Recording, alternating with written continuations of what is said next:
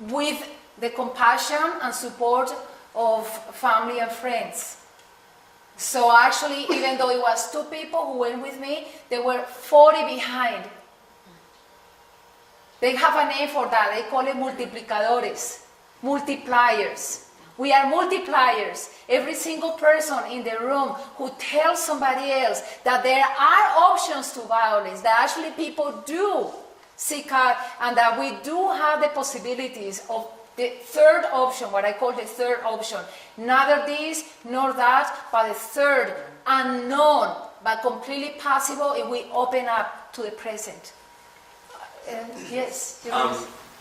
Well, I'm interested, first of all, in the scope of this movement and how much impact you believe it's had on the country as a whole. But I have a vague memory, and it could just be something I've completely made up in my head, but I don't think it is, of reading in the last couple of years about 1 million people marching in Bogota, standing up to both the paramilitaries and the guerrillas. And I'm curious, sounds like I didn't make that memory up from the nodding of your head. So I'm wondering if these two movements are related and in any way. Mm-hmm. Love the questions. Yes and no. This, the peace community. The peace community is San Jose Apartado. This is the particular case of 1,500 people, right? 1,500 people in one particular location. In other locations in Colombia, people are doing similar things. What is most amazing, or maybe not that amazing, actually makes sense, is that a lot of them do not know what others are doing. That makes sense. When you're in a situation of war, 100% of your energy is dedicated to your survival. And one of the preciousness and the privilege of practicing is that you start connecting with others. So I think that one thing that needs to be done in Colombia is the connecting of the dots. Absolutely.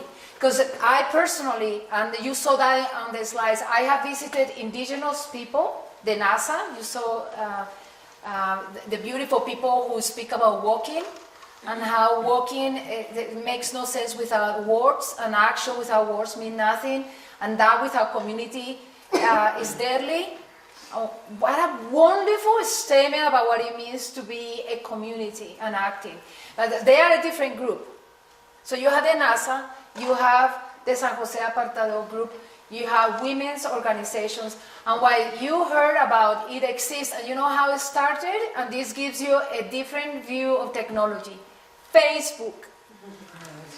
Facebook. You can start a new green revolution with Facebook. But don't plug in your computer at all times.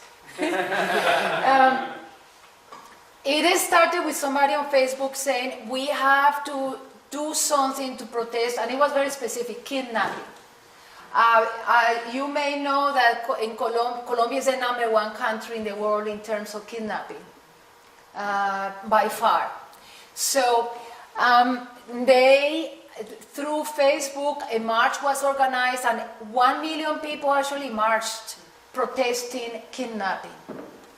Doing Facebook. How many people?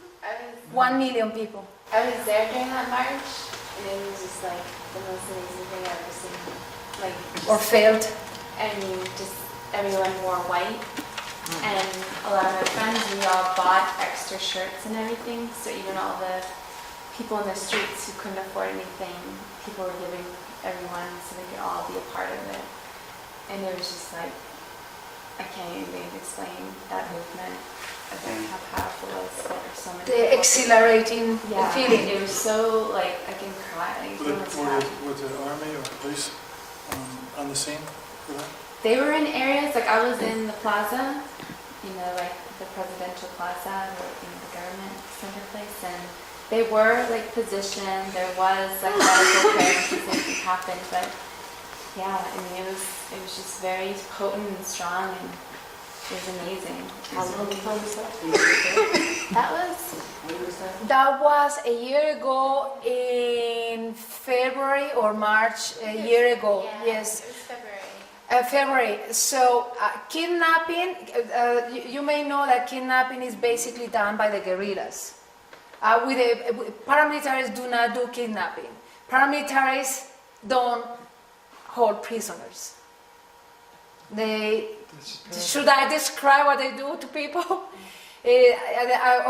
No, okay. They disappear them, that's all it needs to be said. Okay. We will have to push the meaning of disappearance, but the paramilitaries do things so absolutely incomprehensible, so violent, that when I went to the community for the first time, and I was already in Boulder, and I went from Boulder there, I prepared myself. I had to prepare myself because I knew, I had read reports of 200 pages and more of what the paramilitaries and the army do. And when you face paramilitaries, and this is the case of many of the people that whose faces you will see here. Oops, what is that? Yeah.